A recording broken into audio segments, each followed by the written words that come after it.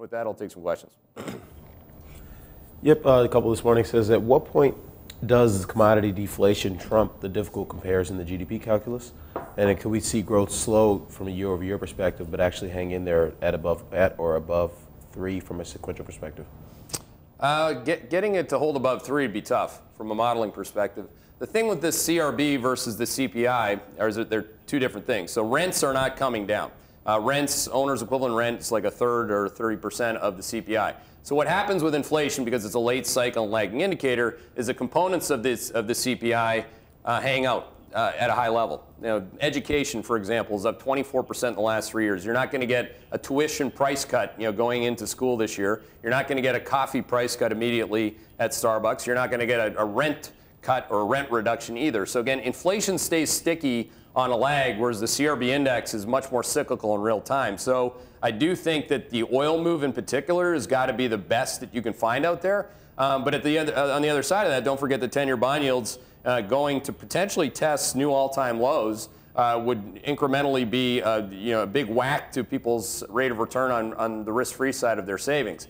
So there's a lot to think about. I mean, the reality is that we don't know until we know. But seeing a north of a 3% GDP number, I think that's pretty unlikely.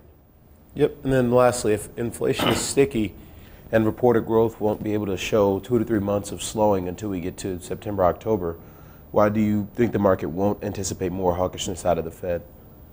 Well, I've just been saying it throughout the year. So, I mean, I think that people have been asking the Fed to do what they were positioned for as opposed to what she wants to do.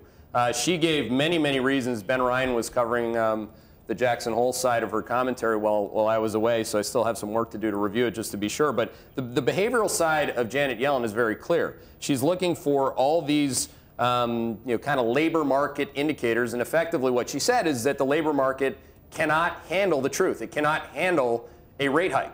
So again, while it's interesting and academic and intellectual for different people at the Fed who want her job, that's, by the way, how you get to run the Fed. You act like a hawk and then you behave like a dove once you run it.